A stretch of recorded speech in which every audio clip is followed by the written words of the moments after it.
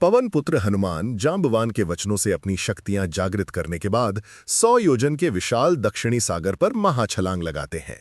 उनकी ये उड़ान अद्वितीय शक्ति और अटूट भक्ति का प्रतीक थी। उड़ान पूरी करने के बाद हनुमान ने त्रिकूट पर्वत पर बसी सोने की लंका नगरी को देखा।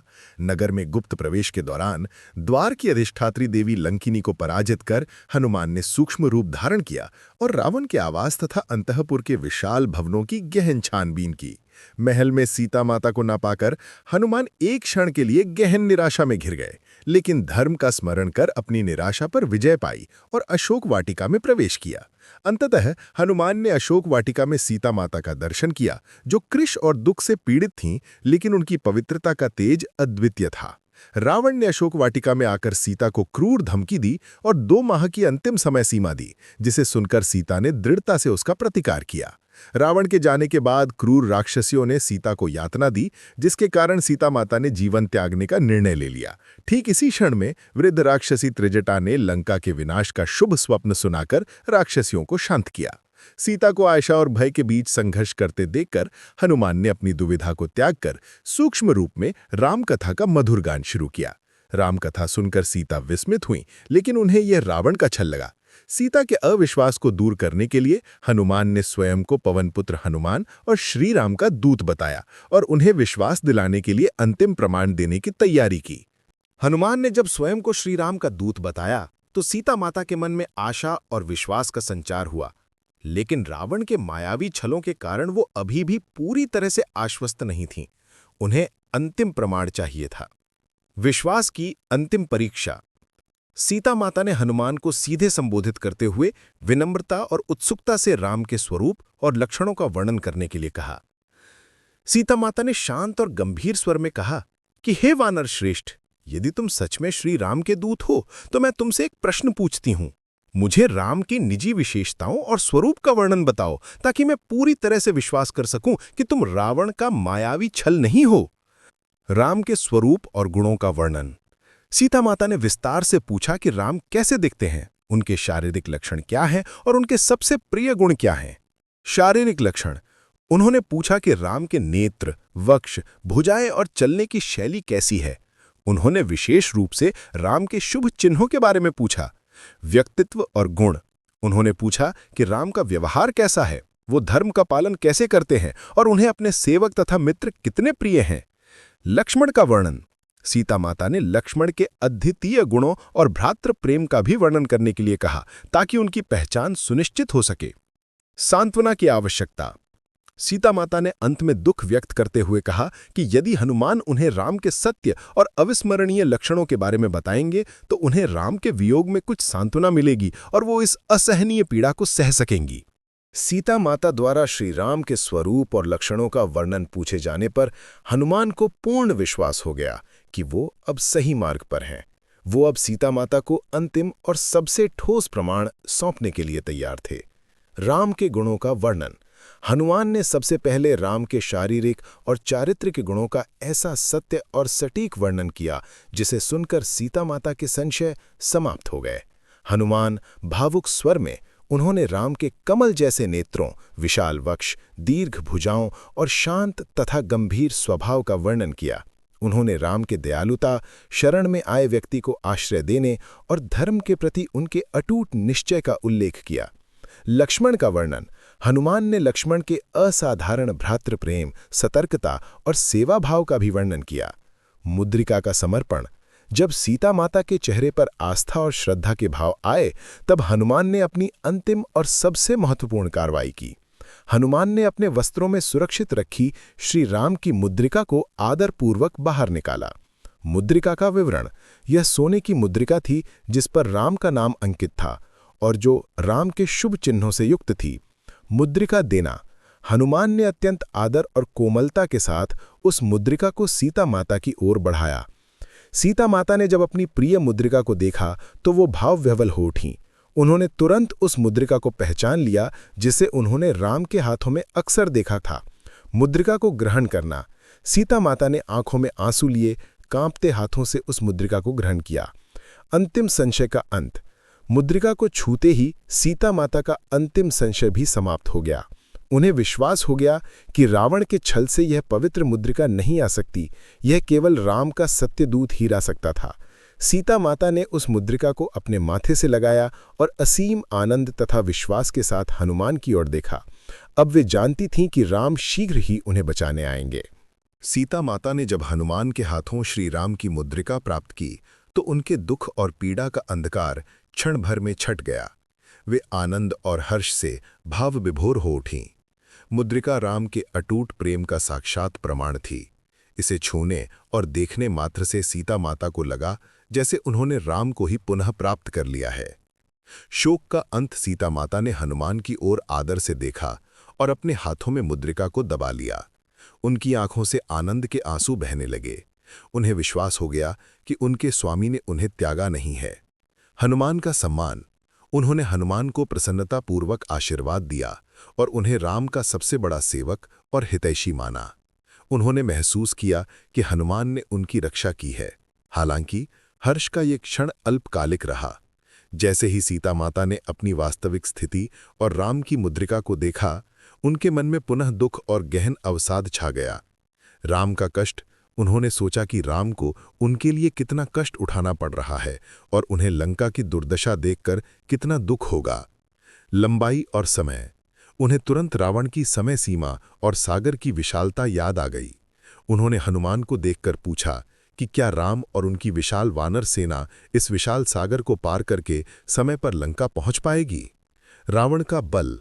उन्हें रावण के असीम बल और लंका की अभेद्य सुरक्षा का भी भय सता रहा था। वे चिंतित थीं कि कहीं राम को बचाने आने में कोई अनहोनी न हो जाए। इस प्रकार सीता माता का हृदय दो विपरीत भावनाओं के बीच झूल रहा था। राम की मुद्रिका मिलने का हर्ष और लंबी दूरी तथा अल्प समय के कारण उपजा गहन अवसाद। सीता माता के हृदय में हर्ष और गहन अवसाद के द्वंद्व को देखकर हनुमान समझ गए कि उन्हें पहले सीता माता की चिंताओं को दूर करना होगा और फिर राम को विश्वास दिलाने के लिए अंतिम प्रमाण लेना होगा। हनुमान की सांत्वना। हनुमान अत्यंत विनम्रता और दृढ़ता से सीता माता को आश्वस्त किया। हनुमान आत्मविश्वास भरे स्वर में, हे माता, आप व्यर्थ ही चिंता न करें। श्री राम का पराक्रम असीम है।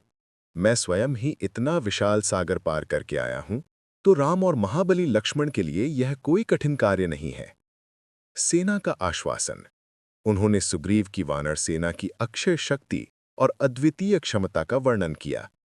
उन्होंने कहा कि राम शीघ्र ही लंका पर आक्रमण करेंगे और रावण को नष्ट करेंगे। समय की चिंता। हनुमान ने सीता माता को रावण की समय सीमा को भूल जाने के लिए कहा और विश्वास दिलाया कि वे 2 माह से बहुत पहले राम को लेकर लौटेंगे। रिंगड़ी की मांग।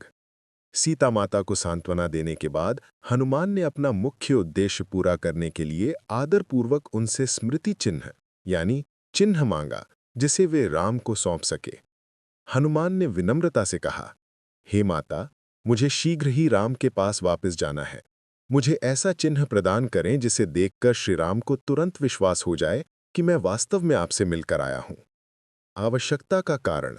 हनुमान ने समझाया कि यद्यपि उन्होंने राम की मुद्रिका उन्हें दे दी है, फिर भी राम को सीता की सुरक्षा और सत्यता के लिए आपका दिया गया निजी प्रमाण चाहिए। पत्री माता का उत्तर। सीता माता इस तर्क से संतुष्ट हुईं। उन्होंने हनुमान के बुद्धिमता और विनम्रता की प्रशंसा की।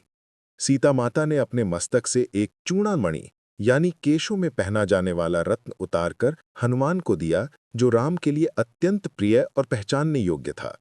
उन्होंने हनुमान को राम के लिए एक निजी संदेश भी दिया। सीता माता ने हनुमान को चूड़ामणि सौंप दिया था, लेकिन जाने से पहले वे श्री राम और लक्ष्मण के लिए अपना अंतिम और सबसे महत्वपूर्ण संदेश देना चाहती थी। राम के लिए भावुक अनुरोध।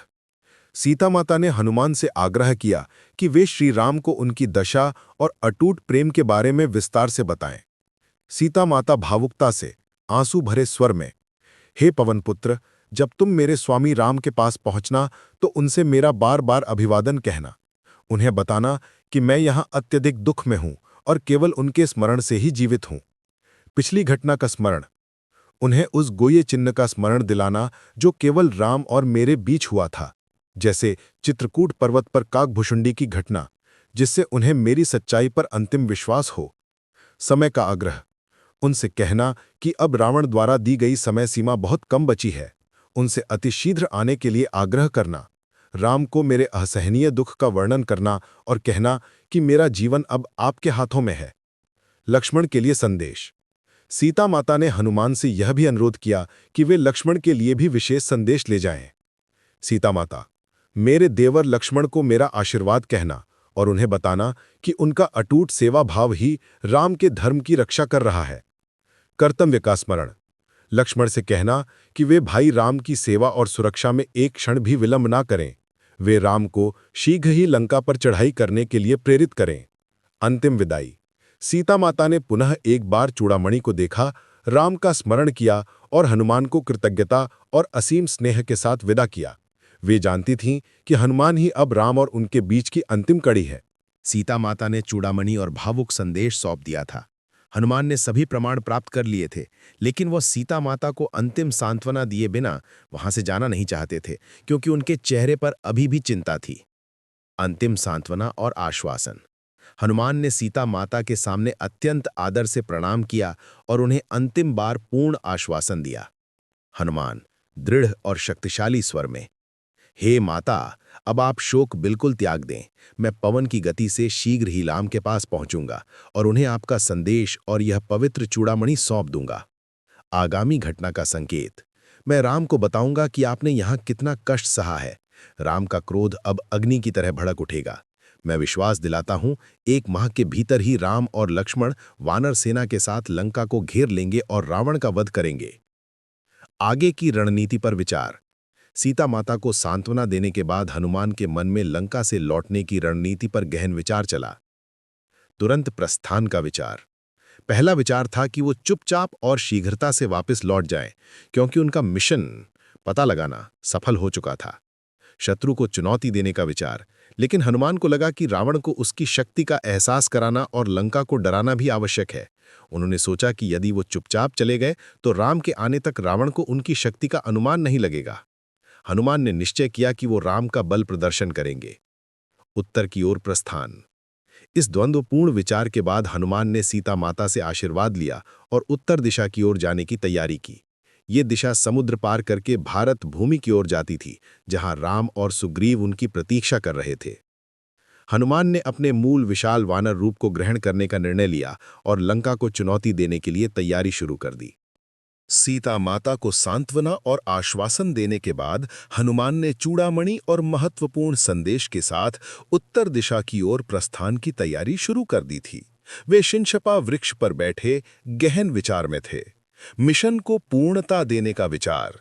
हनुमान ने मन ही मन सोचा कि यद्यपि उनका मुख्य उद्देश्य सीता का पता लगाना सफल हो चुका है, फिर भी यदि वे चुपचाप चले जाते हैं तो ये उनके पराक्रम के अनुकूल नहीं होगा और राम को भी लंका की सटीक शक्ति का अनुमान नहीं लगेगा। बल प्रदर्शन की आवश्यकता। मैंने अकेले ही इतना विशाल सागर पार किया है। ये देखकर रावण और उसकी सेना को ये भ्रम है कि उन्हें कोई चुनौती नहीं दे सकता। मुझे राम की ओर से बल प्रदर्शन करना होगा। शत्रु का आकलन। हनुमान ने निश्चय किया कि वे जानबूझकर ऐसा विनाश करेंगे जिससे उन्हें रावण के दरबार में पकड़कर ले जाया जाए और उन्हें रावण से सीधे बात करने का अवसर मिले। अशोक वाटिका का विध्वंस। अपने रणनीतिक निश्चय को पूरा करने के लिए हनुमान ने पहला कदम उठाया। उन्होंने अपनी शक्ति का प्रदर्शन करने के लिए सबसे प्रिय स्थान को चुना, जो रावण के अहंकार का प्रतीक था, अशोक वाटिका। हनुमान ने तत्काल अपना विशाल वानर रूप धारण किया, जिससे वाटिका के वृक्ष और भवन उनके सामने छोटे लगने लगे। हनुमान ने अशोक वाटिका के सुंदरतम वृक्षों और भवनों को उखाड़ना और तोड़ना शुरू कर दिया। वाटिका का शांत और सुरक्षित वातावरण क्षण भर में विनाश के कोलाहल में बदल गया। हनुमान द्वारा अशोक वाटिका में किए गए प्रचंड विध्वंस और कोलाहल से पूरी लंका नगरी में खलबली मच गई थी। राक्षसियों में आतंक। वाटिका की पहरेदार राक्षसियां, जो कुछ देर पहले ही त्रिजटा के स्वप्न से शांत हुई थीं, अब इस अचानक और असामान्य विनाश को देखकर आतंकित हो गई थीं। उन्होंने देखा कि एक अत्यंत विशाल और भयंकर वानर उत्तेजित होकर वृक्षों को उखाड़ रहा है और भवनों को ध्वस्त कर रहा है। विनाश का दृश्य। चारों ओर से चिल्लाहट और टूटे हुए पत्तों तथा भवन खंडों के गिरने का शोर आ रहा था। भय और संदेह। राक्षसियों को लगा कि यह सामान्य घटना नहीं है। उन्हें संदेह हुआ कि कहीं ये सीता के पति या उनके किसी सहयोगी का कार्य तो नहीं है। सोना सीता से पूछताछ। आतंकित राक्षसियां सीता माता के पास आईं, जो अब अशोक वाटिका के शांत कोने में बैठी थीं, और वानर के बारे में प्रश्न पूछना शुरू किया। राक्षसियां क्रोध और भय मिश्रित स्वर में, हे सीता, हमें सच बताओ, ये कौन है जो अशोक वाटिका को नष्ट कर रहा है? क्या ये तुम्हारे वनवासी पति राम का कोई गुप्तचर है, या ये तुमने अपनी माया से प्रकट किया है? प्रश्न का सार। उन्होंने जानना चाहा कि क्या ये वानर वही है जिसका नाम वो बार बार लेती थीं, और क्या ये सीता के विनाशकारी योजनाओं का पहला हिस्सा है? सीता माता इस विनाश से आश्चर्यचकित नहीं थीं। हनुमान ने उन्हें पहले ही आश्वासन दिया था, और वे समझ गई थीं कि हनुमान अब रावण को चुनौती दे रहे हैं। जानबूझकर मौन। सीता माता ने जानबूझकर राक्षसियों के प्रश्नों का सीधा उत्तर नहीं दिया। उन्होंने सोचा कि यदि वे हनुमान की पहचान बता देंगी तो रावण अधिक सतर्क हो जाएगा और राम के लिए आगामी कार्य कठिन हो जाएगा। अस्पष्ट उत्तर। सीता माता ने केवल इतना कहा कि वह देवताओं और राक्षसों के षड्यंत्रों को नहीं जानती, वह सिर्फ राम के अटूट बल पर विश्वास करती हैं। राक्षसियां सीता के मौन और आत्मविश्वास से और भी अधिक भयभीत हुईं, और उन्होंने तुरंत रावण को विनाश की सूचना देने के लिए वाटिका से प्रस्थान किया। हनुमान ने अशोक वाटिका को ध्वस्त कर दिया था और राक्षसियां भयभीत होकर रावण को सूचना देने जा चुकी थी। हनुमान ने अब अगले कदम के बारे में विचार किया, विध्वंस को आगे बढ़ाने की रणनीति। हनुमान जानते थे कि केवल अशोक वाटिका को तोड़ना पर्याप्त नहीं होगा, उन्हें ऐसा गंभीर कार्य करना था जिससे रावण स्वयं क्रोधित हो जाए और उसे बलपूर्वक हनुमान को पकड़ना पड़े। उद्देश्य। हनुमान का अंतिम लक्ष्य रावण से मिलना और उसे राम का संदेश देना था, साथ ही लंका की सैन्य शक्ति का आकलन करना था। रावण के अहंकार को चोट। हनुमान ने सोचा कि रावण के अहंकार को सबसे अधिक चोट उसके पवित्र और सुरक्षित माने जाने वाले स्थानों को नष्ट करने से पहुंचेगी। चैत्य प्रासाद पर निशाना। हनुमान ने लंका के चैत्य प्रासाद यानी राक्षसों का एक अत्यंत पवित्र मंदिर या संरक्षित देवालय को नष्ट करने का निश्चय किया। हनुमान मन ही मन, यह चैत्य प्रासाद इस नगरी का सबसे पूज्य और संरक्षित स्थान है। इसे नष्ट करने से रावण का अहंकार और क्रोध दोनों भड़क उठेंगे। यह कार्य उसे तुरंत युद्ध के लिए उकसाएगा और मेरा रावण से मिलने का उद्देश्य पूरा होगा। कार्य का निष्पादन। हनुमान ने तत्काल अपने विशाल और विकराल रूप को पुनः धारण किया और अशोक वाटिका से निकलकर सीधे चैत्य प्रासाद की ओर प्रस्थान किया। विध्वंस की तैयारी। उन्होंने चैत्यगृह के विशाल द्वार को तोड़ना शुरू किया और अपनी प्रचंड शक्ति से उसके स्तंभों और ऊपरी ढांचे को ध्वस्त कर दिया। परिणाम, इस अभूतपूर्व विध्वंस ने लंका में खलबली मचा दी। चारों ओर से राक्षस सैनिक इस अकेले बानर को रोकने के लिए दौड़ पड़े। हनुमान द्वारा चैत्य प्रसाद के विध्वंस की सूचना तेजी से रावण के दरबार तक पहुंची। रावण अपनी पवित्र संपत्ति के इस अपमान को सुनकर क्रोध से पागल हो उठा। रावण अपने स्वर्ण सिंहासन पर बैठा क्रोध में गरज उठा। उसे विश्वास नहीं हो रहा था कि एक साधारण वानर इतनी असाधारण क्षति पहुंचा सकता है। अहंकार पर चोट। रावण को लगा कि इस वानर ने न केवल उसकी संपत्ति को नष्ट किया है, बल्कि उसकी सुरक्षा और अहंकार को भी चुनौती दी है। सेना को आदेश। उसने तुरंत अपने प्रधान सेनापतियों को आदेश दिया कि वे शीघ्र जाकर उस एक वानर को पकड़ें और उसे जीवित या मृत उसके सामने प्रस्तुत करें। जम्बूमाली का चुनाव। रावण ने अपने सबसे पहले और क्रूर योद्धाओं में से एक जम्बूमाली को इस कार्य के लिए चुना।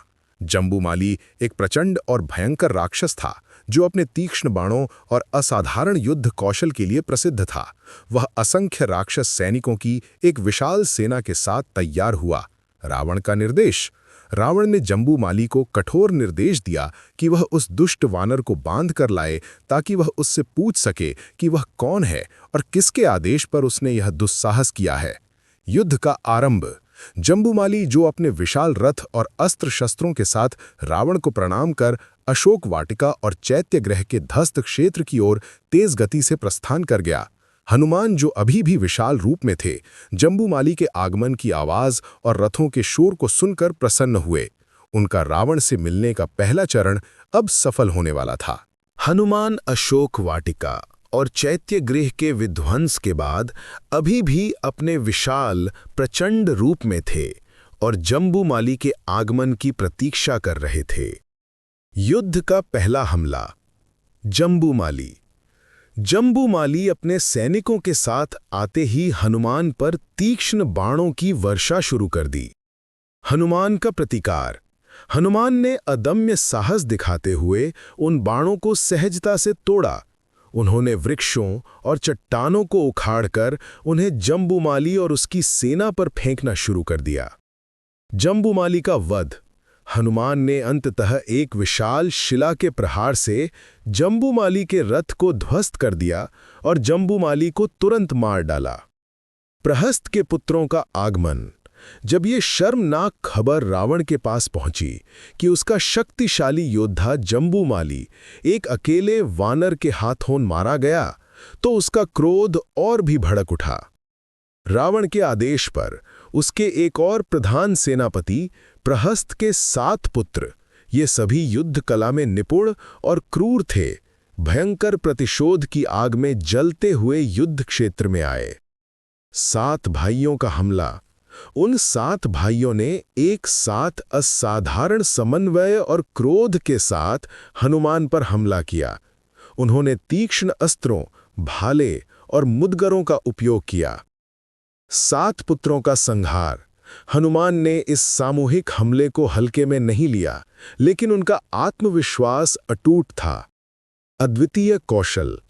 हनुमान ने अपनी प्रचंड गति, विवेक और असाधारण बल का प्रदर्शन किया। उन्होंने एक ही समय में कई राक्षसों से मुकाबला किया। अंतिम विनाश। एक एक करके हनुमान ने उन 7 भाइयों को धूल चटा दी। उन्होंने किसी को मुक्के से, किसी को वृक्ष से और किसी को अपनी पूंछ के प्रहार से क्षण भर में मार डाला। इस अभूतपूर्व वध ने रावण के सैन्य बल को एक और गहरा आघात पहुंचाया। हनुमान का बल प्रदर्शन अब अपने चरम पर था। रावण, जो अपने सिंहासन पर बैठा जम्बूमाली और प्रहस्त के 7 पुत्रों के वध का समाचार सुन रहा था, अब अपमान और असाधारण क्रोध से उन्मत्त हो उठा। रावण का बढ़ता हुआ क्रोध। रावण को विश्वास नहीं हो रहा था कि एक अकेला वानर उसकी लंका नगरी को इस तरह चुनौती दे सकता है और उसके प्रसिद्ध योद्धाओं को इतनी आसानी से मार सकता है। उसने इसे ईश्वरीय संकेत मानने से इनकार कर दिया और इसे केवल शारीरिक बल का अपमान माना। अहंकार की चोट। रावण का अहंकार बुरी तरह आहत हुआ था। वह जानता था कि यदि इस वानर को शीघ्र नहीं रोका गया तो उसकी अजेय होने की छवि पूरी तरह नष्ट हो जाएगी। 5 सेनापतियों का प्रेषण। अत्यधिक क्रोध में रावण ने अब अपने सैन्य बल का एक और महत्वपूर्ण हिस्सा मैदान में उतारने का निर्णय लिया। उसने 5 सबसे शक्तिशाली और अनुभवी सेनापतियों को बुलाया। विरूपाक्ष, यूपाक्ष, दुर्धर, प्रघस, भास्कर्ण या कभी-कभी निकुंभ का एक सेनापति। रावण का आदेश। रावण ने उन्हें कठोर निर्देश दिया कि वे गंभीरता से युद्ध करें और उस मायावी वानर को जीवित पकड़ें या तुरंत मार डालें। उसने उन्हें अपनी पूरी शक्ति का उपयोग करने का आदेश दिया। भीषण युद्ध का आरंभ। वे 5 सेनापति अपने विशाल रथों और सर्वश्रेष्ठ अस्त्र शस्त्रों के साथ भीषण गर्जना करते हुए युद्ध क्षेत्र की ओर बढ़े। उनके साथ हजारों की संख्या में राक्षस सैनिक भी थे। हनुमान, जिन्होंने पहले ही अपने बल प्रदर्शन से युद्ध का तापमान बढ़ा दिया था, इन 5 महान योद्धाओं के सामूहिक आक्रमण को देखकर प्रसन्न हुए। उन्हें राम के लिए लंका की सैन्य शक्ति का अंतिम आकलन करना था। हनुमान ने एक के बाद एक जम्बूमाली, प्रहस्त के 7 पुत्रों और 5 प्रमुख सेनापतियों को अकेले ही मार डाला था। इस अभूतपूर्व हार ने रावण के अहंकार को पूरी तरह से ध्वस्त कर दिया। रावण अपने सिंहासन पर थरथरा रहा था। उसे लगा कि वो वानर साधारण नहीं, बल्कि कोई असाधारण देव या मायावी है। उसकी अजेय लंका एक अकेले वानर के सामने लज्जित हो रही थी। अक्षय कुमार का महत्व। इस गंभीर संकट को देखते हुए रावण ने अपने सबसे प्रिय, अत्यंत तेजस्वी, युवा और पराक्रमी पुत्र अक्षय कुमार को युद्ध के मैदान में भेजने का कठिन निर्णय लिया। अक्षय कुमार अभी युवा थे, लेकिन उनका शौर्य और अस्त्र शस्त्रों का ज्ञान अद्भुत था। अक्षय कुमार का प्रस्थान। अक्षय कुमार ने अपने पिता के अपमान का प्रतिशोध लेने का संकल्प लिया। वो अपने स्वर्ण रथ, तीक्ष्ण बाणों और दिव्य अस्त्रों के साथ तुरंत युद्ध के लिए तैयार हुए। रावण क्रोध और आशा के मिश्रण में, हे अक्षय, जाओ और उस दुष्ट वानर को जीवित या मृत मेरे सामने लाओ। तुम्हारी विजय ही लंका का गौरव लौटा सकती है। अक्षय कुमार और हनुमान का भीषण युद्ध। अक्षय कुमार अपने पिता से आशीर्वाद लेकर और असीम ऊर्जा के साथ हनुमान के सामने पहुंचे। युवा का शौर्य।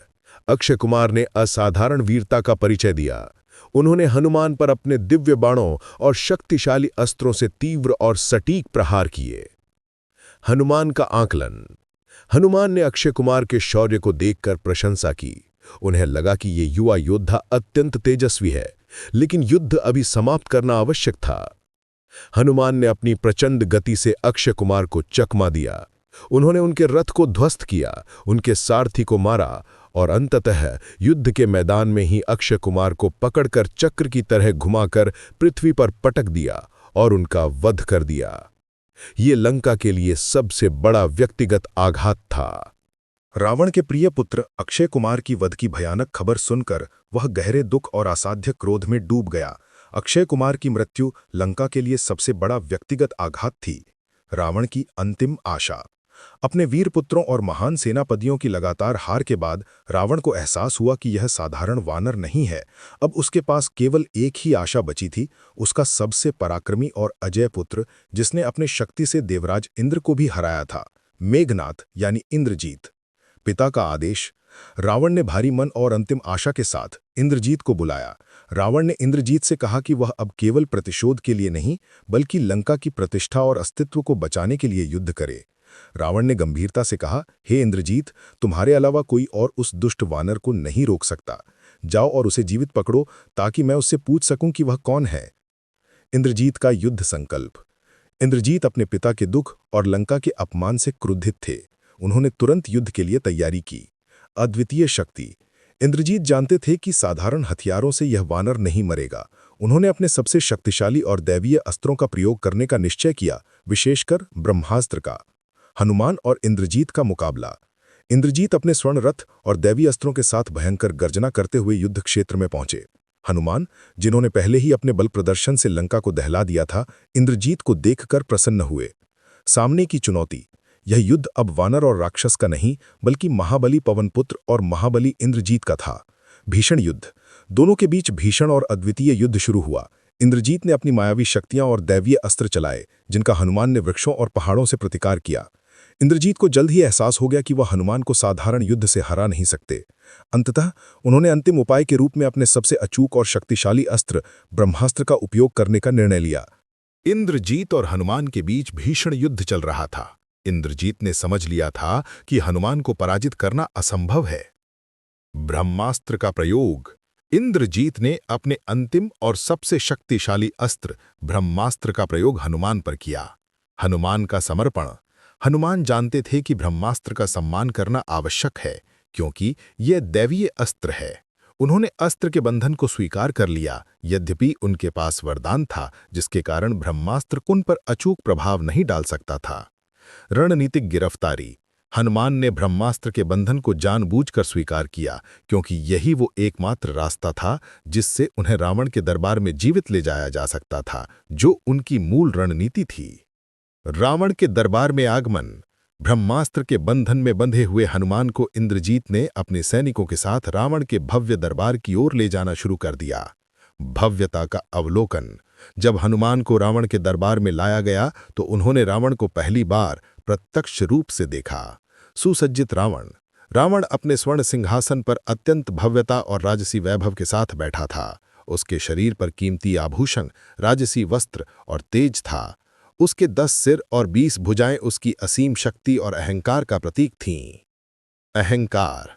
हनुमान बंधन में होने के बावजूद शांत और निडर थे। उन्होंने रावण के असाधारण व्यक्तित्व और तेज का गहन आकलन किया। सौंदर्य और दोष। हनुमान ने सोचा कि रावण जैसा तेजस्वी और सुंदर प्राणी यदि अधर्म के मार्ग पर ना चलता तो वह देवताओं में भी पूजनीय होता, लेकिन उसके चरित्र का अहंकार और अधर्म ही उसके विनाश का कारण बनेगा। उद्देश्य की पूर्ति।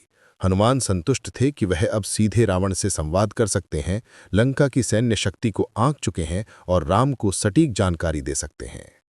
ब्रह्मास्त्र के बंधन में बंधे हुए हनुमान को रावण के भव्य और भयभीत कर देने वाले दरबार के बीचों बीच लाया गया। रावण ने क्रोध में गरज कर पूछा कि यह दुष्ट वानर कौन है जिसने लंका को इतना नुकसान पहुंचाया है। विभीषण द्वारा परिचय। रावण के भाई विभीषण, जो धार्मिक और विवेकशील थे, उन्होंने रावण को सलाह दी कि राजधर्म के अनुसार किसी भी दूत को दंड नहीं दिया जाता। उन्होंने रावण से पहले वानर की पहचान पूछने का अनुरोध किया। रावण की अनुमति मिलने पर इंद्रजीत ने हनुमान को संबोधित किया और उनकी पहचान पूछी। हनुमान बंधन में होने के बावजूद निडरता और असाधारण साहस के साथ खड़े थे। उन्होंने अपनी पहचान और आगमन का उद्देश्य स्पष्ट और उच्च स्वर में घोषित किया। हनुमान दृढ़ और स्पष्ट स्वर में, हनुमान, हे लंकापति रावण, मैं साधारण वानर नहीं हूं। मैं पवन देव का पुत्र हनुमान हूं और मैं सूर्यवंश के राजा श्री राम का दूत हूं। आगमन का उद्देश्य, मैं सीता माता की खोज में आया था। मैंने समुद्र को पार किया और आपकी लंका में प्रवेश किया। मैंने यह विध्वंस जानबूझकर किया ताकि मैं आपसे भेंट कर सकूं और श्री राम का अंतिम संदेश आपको दे सकूं। विध्वंस का औचित्य, मैंने अशोक वाटिका को इसलिए नष्ट किया क्योंकि वहां सीता माता को दुख दिया जा रहा था, और मैंने आपके पुत्रों और सेनापतियों को इसलिए मारा क्योंकि उन्होंने मेरे राजदूत होने के बावजूद मुझ पर हमला किया। राम की चेतावनी। हनुमान ने इसके बाद रावण को स्पष्ट शब्दों में श्री राम की चेतावनी दी। हनुमान, राम आपको चेतावनी देते हैं कि शीघ्र ही सीता माता को आदरपूर्वक लौटा दें और उनसे क्षमा मांगे। यदि आप ऐसा नहीं करेंगे तो राम और उनके भाई लक्ष्मण के तीक्ष्ण बाण पूरी लंका नगरी को नष्ट कर देंगे और आपका अस्तित्व समाप्त हो जाएगा। हनुमान की यह निडर घोषणा सुनकर रावण का अहंकार चरम पर पहुंच गया और क्रोध से उसकी आंखें लाल हो गईं। हनुमान की निडर घोषणा और राम की चेतावनी सुनकर रावण का क्रोध असहनीय हो गया। हालांकि विभीषण के आग्रह पर रावण ने हनुमान को कथा पूरी करने की अनुमति दी। राम की कथा का वर्णन। हनुमान ने अपनी राजदूत की भूमिका को समझते हुए रावण को श्रीराम के पवित्र जीवन और अद्वितीय पराक्रम की कहानी विस्तार से सुनाई। राम का परिचय। उन्होंने अयोध्या के महाराज दशरथ और उनके धर्मपरायण पुत्र राम के उत्कृष्ट गुणों का वर्णन किया। वनवास और मित्रता। उन्होंने बताया कि कैसे राम ने अपने पिता के वचन का पालन करने के लिए राजसुख का त्याग किया और सीता तथा लक्ष्मण के साथ वनवास गए। सुग्रीव का साथ। उन्होंने बाली के वध और सुग्रीव को उसके राज्य की पुनः प्राप्ति की पूरी कहानी सुनाई। उन्होंने जोर देकर कहा कि राम ने एक ही बाण से बाली का वध किया था, जिसका बल रावण के बल से भी अधिक था। सीताहरण का उल्लेख। उन्होंने रावण के छल और नीच कृत्य को भी स्पष्ट रूप से वर्णित किया, जिससे रावण और भी अधिक क्रोधित हो गया। राम के पराक्रम का चित्रण। हनुमान ने इसके बाद राम की शक्ति का ऐसा वर्णन किया जिससे रावण के मन में डर पैदा हो सके। हनुमान शक्तिशाली स्वर में, हे रावण, जिस बाली को हराना तुम्हारे लिए असंभव था, उसे राम ने एक बाण से मार दिया। जिस वानर सेना को तुम कमजोर समझते हो, वह पूरी सेना पल भर में इस समुद्र पर सेतु बनाकर लंका तक पहुंच जाएगी। अंतिम चेतावनी। राम केवल धर्म के लिए लड़ते हैं, तुम उनके बाणों की शक्ति को नहीं जानते। अपने अहंकार का त्याग करो और सीता माता को आदर सहित लौटा दो, यही तुम्हारे लिए एकमात्र कल्याणकारी मार्ग है। हनुमान की यह निडर कथा सुनकर रावण और उसके दरबार में खलबली मच गई। विभीषण और अन्य धार्मिक मंत्रियों ने हनुमान की बात का समर्थन किया, लेकिन रावण का अंधा अहंकार उसे मानने नहीं दे रहा था।